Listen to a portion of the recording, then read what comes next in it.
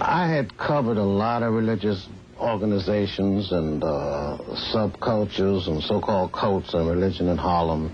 The Holy Rollers, churches over Christ, under Christ, in Christ, on top of Christ, and then the Black Jews, and then we had a group called the Dumbala Whalens, the Voodooists, and crucifying chickens and animals and all kinds of gods that only appear when you've been under the influence or having consumed large amounts of alcohol. So I was fed up, and I tried to give the assignment to some of the other photographers. You thought this was just another cult? Another cult.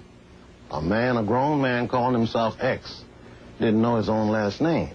So that turned me off. I figured this guy called himself Malcolm X, X meaning mystery. So I tried to sell the assignment. Another photographer would take the assignment and I would work in his place. I couldn't get anybody to take it, so I had to go out there. What was it about him that struck you? Well, for one thing, the discipline, the fact that everyone was organized, and the respect for each other, and the way Malcolm addressed me, sir, yes, sir, no, sir, the immaculate cleanliness, the restaurant, and the whole demeanor of Malcolm as an individual. And then when Malcolm began to explain to me about his name, about why he called himself X, and the fact that he refused to carry the slave master's name, and he went into a lecture on the word Negro, explaining to me that most English words derive its meaning from Latin or Greek. And in Greek, the G in Negro became C, which meant that Necro means dead. Necropolis, necrophilia, necrosis, all of these terms relate to something dead, something without life. And then Malcolm looked at me and said, well, don't they call you a spook? You Negroes are spooks. A walking dead man. So, that day on the way home, I started thinking about this man and some of the things he talked about. And I wanted to know more about Malcolm. I wanted to know more about the movement. And that developed the fascination. Now, what was the extent of your relationship? Was it just that you were his photographer, or was it more involved than that? In the beginning, it was a photographic thing from the newspaper. Mm-hmm. And then I quit my job to work for Malcolm as his personal photographer. And the reason why, at that time, Malcolm had an uncanny sense of the value of the media and the value of pictures. He knew that the media was creating him in terms of being a monster. All of those early photographs of Malcolm depicted him as some kind of monster, fists clenched and blazing eyes and teeth clenched, all this sort of thing. So he wanted me to make photographs of him as a human being. And it was during this process that we became friends, and my relationship changed. I no longer was an impartial journalist as a photographer. I began to take pictures and also to think in terms of what kind of contribution I could make to him. To him? Yes, how I could help him in his movement. Because I would go out sometimes and meet with other members of various newspapers to find out how they felt about Malcolm, how they felt about Malcolm's movement. And I would sit down with him at a later date and explain to him how he was being depicted, how the public was seeing him. And in that way, I was able to help Malcolm. I helped Malcolm to understand how his image was coming over. Why were you so concerned and obsessed with helping him? Well, I feel, as I do now, that Malcolm was the only leader we had, as far as I'm concerned. I listened to all of the other leaders at that time, and they all were involved with some segment of being an integrationist. They all wanted to lead our people into a movement where they would become invisible. But Malcolm wasn't doing that. Malcolm was the only leader out there that taught black people to be proud of being black and not try to be something that you can never be. And to go a step further, Malcolm thought that integration was ridiculous because a no minority group can bring about integration with the majority group. And so you quit a job. Yes. To go work for him. That's right. Now, as things got more and more dangerous,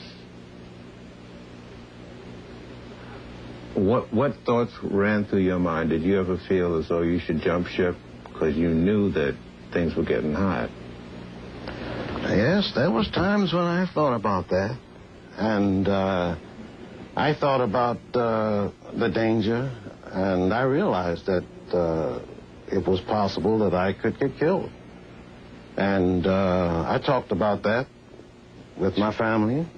And I talked about the danger of sudden death, walking with Malcolm, taking pictures of Malcolm, because I knew that if a shotgun blast was coming at Malcolm and I was in the vicinity, I would probably get killed also. But I had faced many dangerous assignments prior to Malcolm X. And I was used to that. I took my chances. You felt for some reason that it was worth it? Yes, I do. In what way?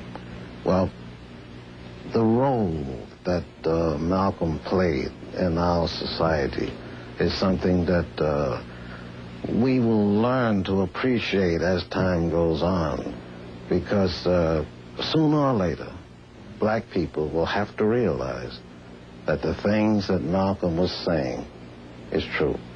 They were true then, and they're true now. The Nation of Islam? Yeah. But what happened? Did you ultimately leave? Yeah, I left. Why? Because there was nothing for me to do. They really didn't have any program for black people that had a lot of skills. The only thing they had for you to do is sell newspapers, and anybody can go out and sell newspapers. Now, you don't go to school and learn all these things and end up peddling newspapers. What kind of skills did you have to offer?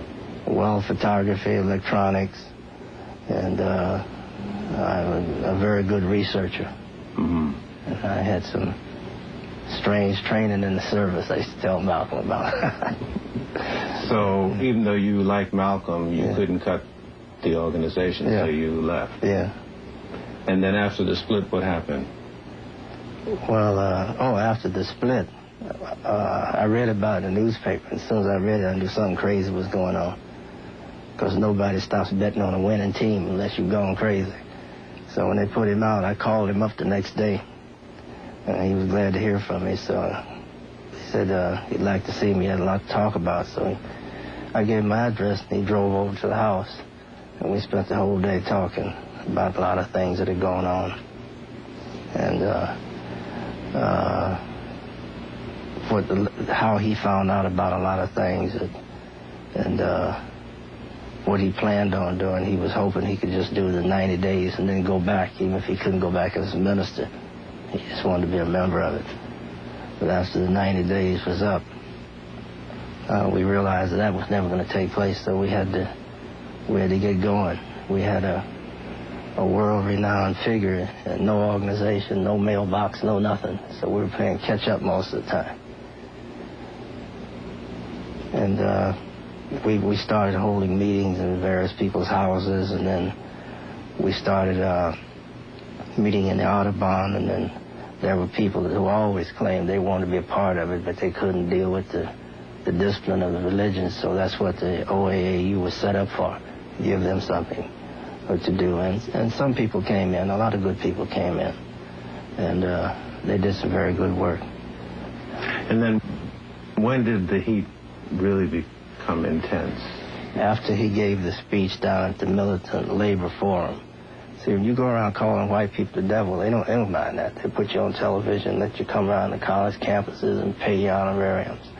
But when he spoke down there, he explained what it meant to be head of the Senate Armed Services Committee, what it means to be head of the Senate Judiciary Committee, all those kind of, how the government really functions. Not the spookism, but how it really works.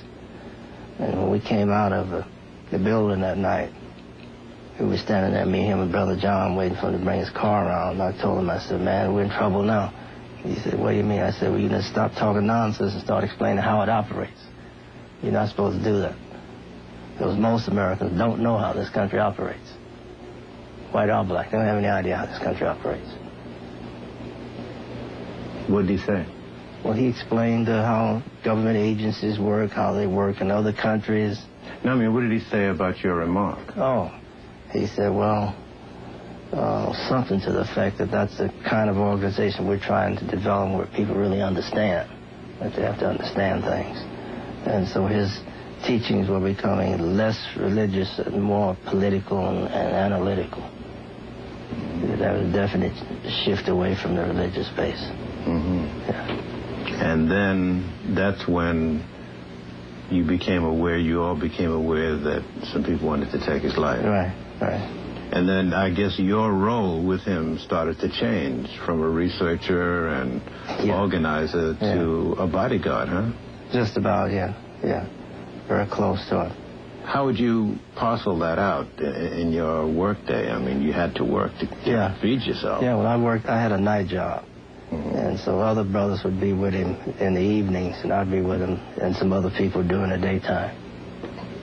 And how do they phrase it? You carried some heat with you. Well, Malcolm said if you thought it was going to rain, you should have your raincoat with you. And so everywhere he went, you were with him? Not everywhere, but most of the places, yeah. And you would sort of arrange to meet at places every morning? Right. And then you'd be with him throughout the day? Yeah, we try to stay with him everywhere. Were you involved in a lot of those confrontations that we read about? Oh, yeah. There's one at Adam Clayton Powell's church. That's when he spoke to the Domestic Peace Corps, I think it was. And when we were there, there was some commotion outside. We looked out, and there were a lot of the people there from Elijah Muhammad's group. And so the brothers were getting kind of, getting warm under the collar. So I talked to them, quiet them down. I said, as long as they just stand out there and look ignorant, let them stand out there and look ignorant. And I told Malcolm they was out there, and he said, well, just keep your eye on them. And when we left, we went up to 135th Street, and we crossed the street, and there used to be a shoe shine stand there. And Bumpy Johnson was sitting up in there getting his shoe shine. And we come across, he looked out, he jumped down, run out, and grabbed Malcolm's hand. He said, hey, brother, we've been reading about you here, you got some problems. He said, yeah, I kind of have some. He said, so Bumpy told him, he said, well, you know how to handle that, man. All you got to do is make a phone call, and that'll be taken care of. That's what he told him. Me and Malcolm were standing there. I think Benjamin may have been there, I'm not sure. So they talked for a while about the old times. When we walked down 135th toward Lenox Avenue, I told Malcolm, I says, you know what he meant, don't you? He said, yeah, I know what he meant. He said, I don't want black folks killing black people. That was his attitude. And a lot of those people down there need to be told that the only reason some of them are still walking around is because Malcolm allowed them to keep walking around. Because there was another group of his old buddies from his running days out in the streets that came up to see him, came up to the Teresa Hotel, as a matter of fact. And I saw some of them about 2 weeks ago. I was with them. And I keep in touch with them. And they came up and offered their services just for old time's sake, so they'd take care of it, you know. And Malcolm, he would never let that go on. And he always told us we could defend ourselves but never attack them, because he didn't want us to, because he felt responsible for all those brothers being down there. It was listening to him that brought him in there, so he didn't, even though they were ignorant. And you can see where it's at. This guy that's in prison now, 14, 15 years later, he's beginning to understand that he was manipulated. Well, even back in those days, we knew somebody was running the game.